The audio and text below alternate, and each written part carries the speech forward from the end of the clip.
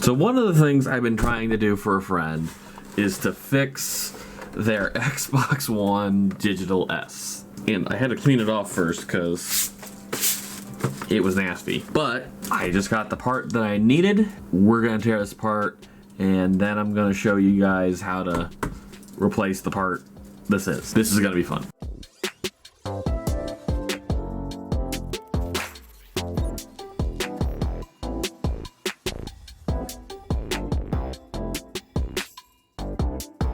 So before I begin, don't forget to like the video if you like the video, subscribe to the channel. Also, link is down below to the merch store. Go get some great merch. So I will say before I begin, this video is not sponsored by anybody. However, I did use iFixit for getting this thing open now for the third time, as well as to get the part I needed. So great thanks and shout out to them for being such great people. So we're gonna move on to the down video camera, whatever it's called now, and we're gonna have some fun. Okay, so got this all set up.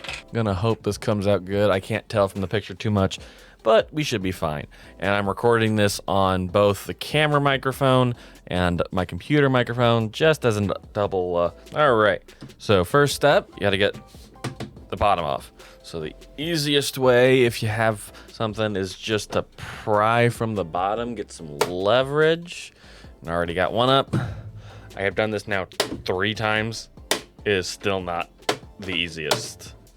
Wouldn't that be difficult? So we're just gonna go around and get to the easier sides.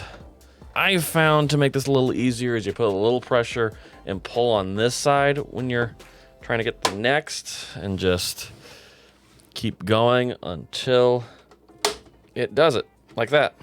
This back one comes off because the back right here actually busted, if you can see it. Like this little part right here kind of busted off. So let's just see.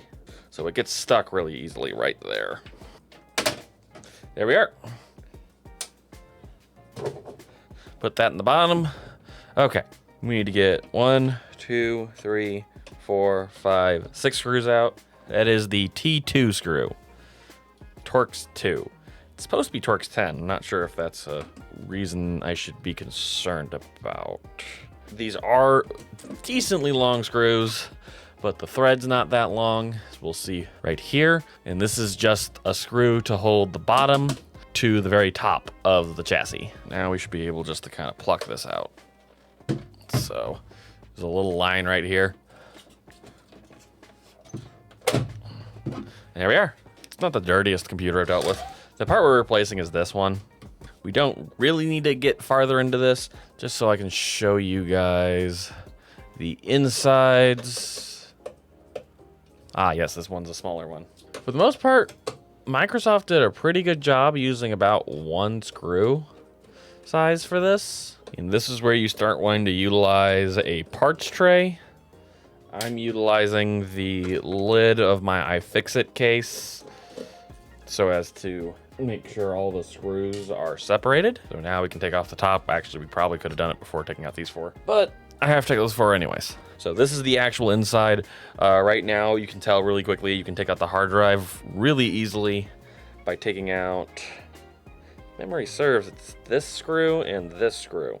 iFixit has a pretty good diagram of this, but for right now, we're just replacing this. So really easy, just make sure you pull it straight up. Don't want to angle that because these pins are very sensitive. But that is the board.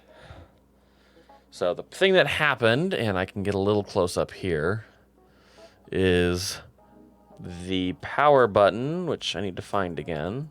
There it is. The housing and the actual button fell off, leaving just the, well, it's supposed to look like this. The metal part housing and the actual button, the actual like little clicky, is gone. It fell off. So just got to replace that. Thankfully, for 12 bucks, iFixit is kind enough to send you a replacement one. This is from a used case. The other thing I'm noticing actually while looking at this, the back of hers is a little oxidized around the soldering pins. I wonder if that's just from use. Trying to notice anything else that could be different. Same batch code, close to the same batch code, so that should be fine. And it did pass a iFixit quality check, so I'm happy about that. And just to make sure that her button is still there for the new one. So let's get this lined up, push that in, and now I gotta put those screws back on. This should fix it. I am going to take this part farther just to show you guys how to get that hard drive out though, just because, so her fan's a little dirty. I'll clean it before I get it back to her. For now, it's perfectly fine for what I need to do to test this. There's 2 screws, because I did say these earlier, to change out the hard drive, is this one and this one. These are a little tight, so you might have to give it a little oomph to get it off. That is actually a good thing to me, because hard drives should not rattle around your computer or even console. So there we go. Those 2 are out. Hard drive comes right out. Perfect. Then to take out the actual hard drive, we just have to take out these 4 screws here. Pops right out. And then we can take off the connectors. And then the only thing we have to do is replace it. However, I think for right now, we're fine. So I'm just gonna put it back, and we're gonna attach it back to where it's supposed to be. So this is actually kind of harder, just because you need to make sure these are in first. So I recommend hand threading them, making sure it's attached to the right one, or it's attached to anything currently on the hard drive, and that one's not, because that's not the right hole. And then we can tighten down with the screwdriver, one for one end, all the way down for the other, as tight as I can get it, because again, you do not want your hard drive going around anywhere. So honestly, if I had known a little more, I probably could have resoldered the start button, but I'm not there yet. I don't know if that's actually how I would have done it. I'm just assuming. Might keep this for a little bit just as a test thing. So let's get this back on. This is a pain every time I do it. Where's my screwdriver? So what I have to do is take the screwdriver, push in this little foam bit right here to just get it to go in. Then just need to make sure everything goes where it's supposed to, which is on the inside. One screw here.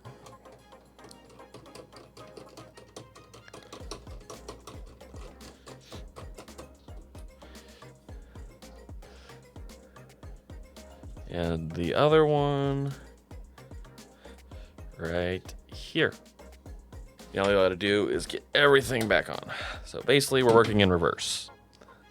So first things first, make sure this is lined up with the fan and this back in this place.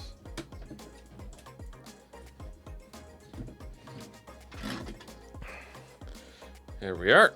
Perfect. Now I just gotta put those 6 screws back in. So there were 2 up here.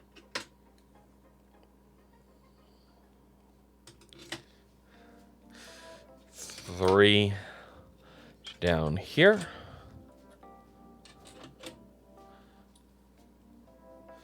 And 1 right here. These are all marked with F and numbers. You just need to get F1 through F6 out, or in this case, F1 through F6 back in, and you're good to go. And the only thing I'd say to help make sure you get this on the right side, there is a USB hole and a button to assist. And just snap all of those clips back in the spot. This should be a working Xbox now, but we'll find out in a second. Moment of truth. We see if it works.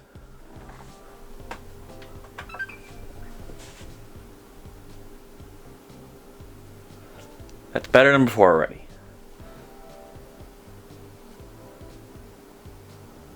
Am I on the right HDMI thing? I was on the wrong HDMI channel. It works! I don't know if it's going to do anything else, but this means I can send it back to my friend.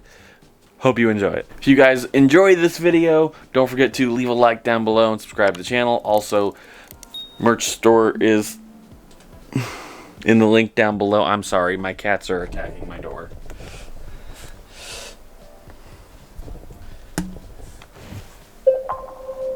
But thank you guys for tuning in. If you guys enjoyed this video, how about you guys go check out the video I did on 15 present ideas that I gave you guys for your techie in your life. Thank you guys again for tuning in, and have a good day.